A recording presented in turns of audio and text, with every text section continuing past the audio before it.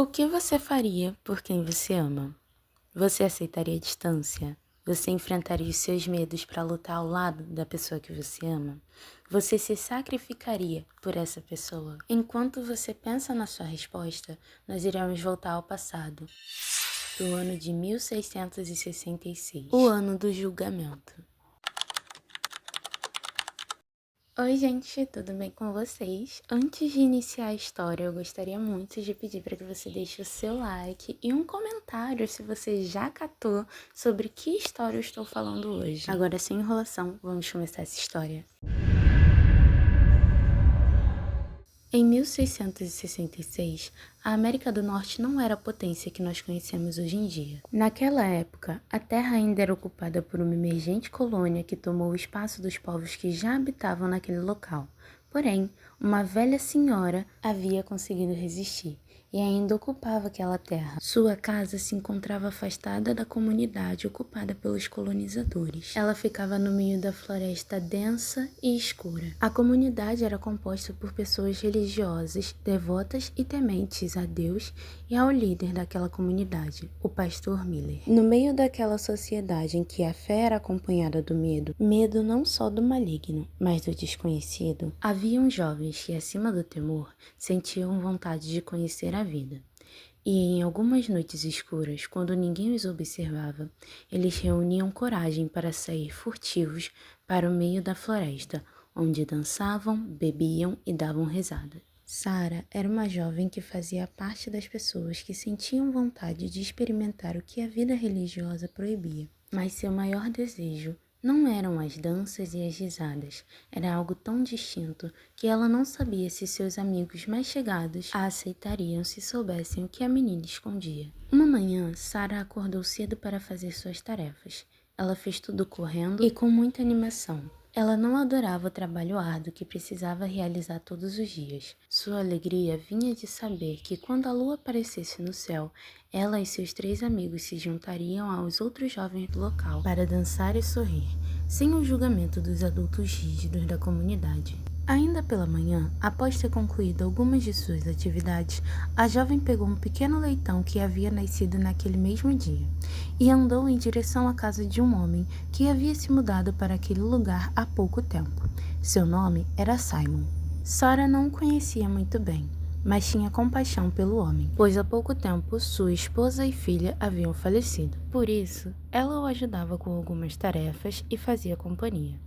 Ao retornar da casa de Simon, Sarah encontrou seus amigos, que assim como ela, todos cumpriam suas tarefas pensando na diversão que os aguardava. Depois que todos foram embora, Hannah chegou. Ela não era sua melhor amiga, mas Sarah tinha um carinho especial pela filha do pastor Miller.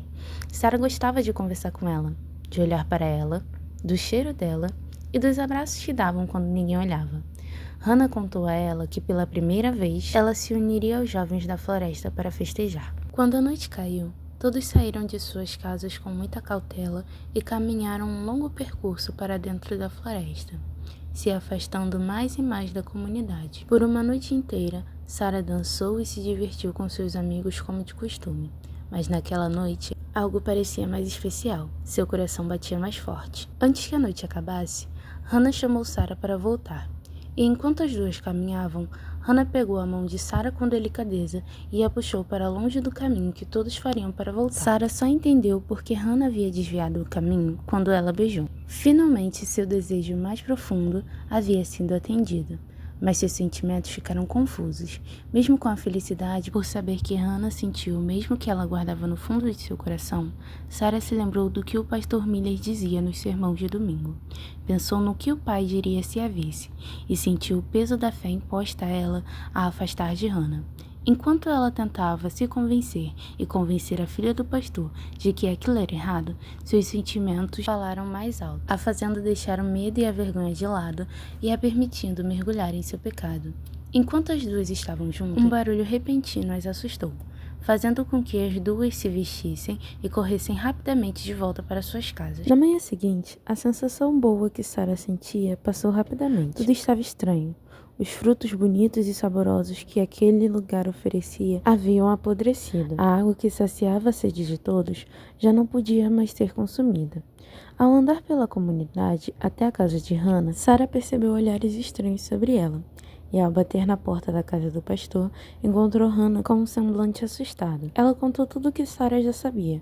Falou sobre os frutos, sobre os olhares, sobre a água e sobre a única coisa que Sarah desconhecia, o pastor Miller.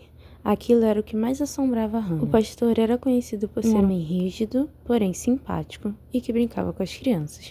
Mas agora se encontrava só em um canto da casa, murmurando palavras incompreensíveis. Hannah se sentia arrependida e culpada.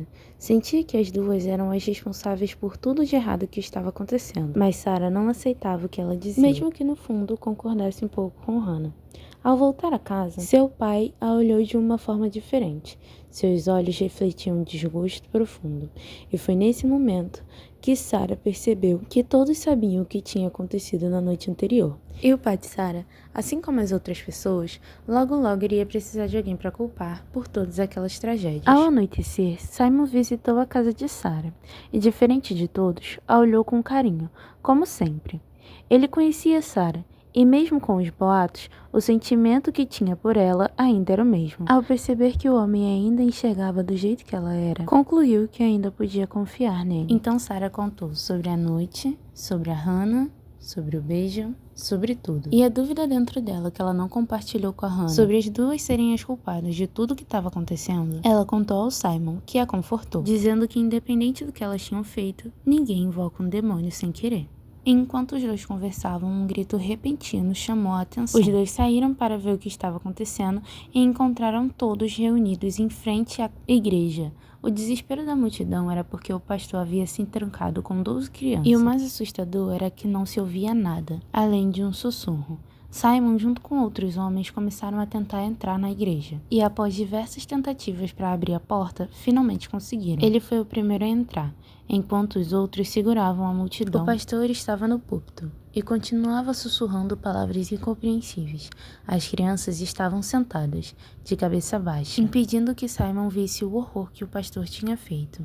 De uma a uma, ele arrancou os olhos das crianças e subiu no púlpito para continuar proferindo palavras incompreensíveis. Enquanto Simon ficou aterrorizado, a multidão conseguiu atravessar a barreira composta por dois homens. Sarah, que estava no meio da multidão, correu até seu irmão. E Simon, que viu o pastor descendo lentamente para atacá-la, o impediu, matando o homem antes que ele fizesse o mesmo com Sarah. E como eu disse antes, alguém precisaria ser responsabilizado por tudo aquilo. Como o pastor era um homem de Deus, começaram a gritar bruxaria. Um conselho que reunia apenas os homens do local foi feito. E naquele momento em que a raiva, o medo do maligno e do desconhecido se juntaram, os boatos que corriam sobre Sarah Fier e Hannah Miller ganharam força. E sem prova nenhuma, rapidamente, eles encontraram os responsáveis por tudo aquilo. Por mais que Simon e os amigos de Hannah e Sarah dissessem que eles não tinham prova sobre o que diziam, eles foram ignorados. E de repente todos tinham visto Sarah e Hannah se deitando com o diabo. E foi nesse momento que a caça às bruxas começou. Hannah e Sarah, sabendo de tudo o que estava acontecendo,